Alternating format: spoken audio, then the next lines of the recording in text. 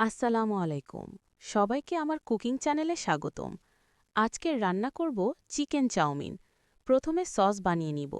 Sauce বানানোর জন্য নিলাম tomato sauce, chilli sauce, soya sauce, চিনি, চিলি ফ্লেক্স, নুডলসের মশলা মিশ করে নিব।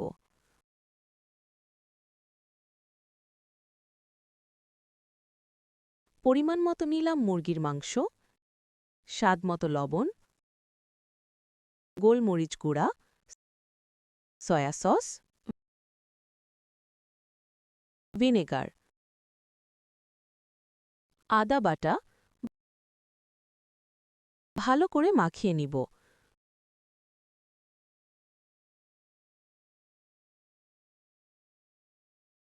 পরিমাণ মতো দিলাম তেল, রসুন কুচি, হালকা ভেজে নিব। মশলা মাখা মাংস কিছুক্ষণ ভালোমতো ভেজে রান্না করে নিব।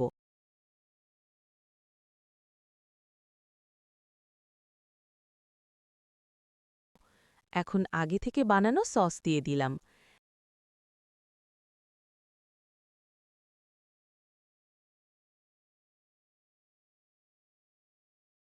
এখন একে একে দিব পেঁয়াজ কুচি, গাজর কুচি, ক্যাপসিকাম কুচি,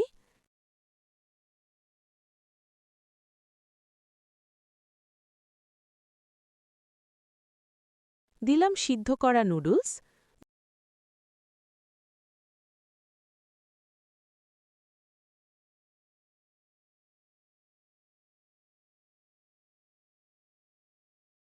2 থেকে 3 মিনিট ঢেকে রাখব সুন্দরভাবে সিদ্ধ হওয়ার জন্য। ভাজা ডিম দিলাম,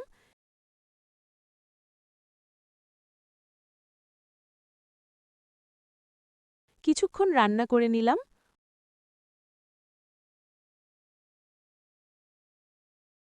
হয়ে গেছে আজকের রান্না।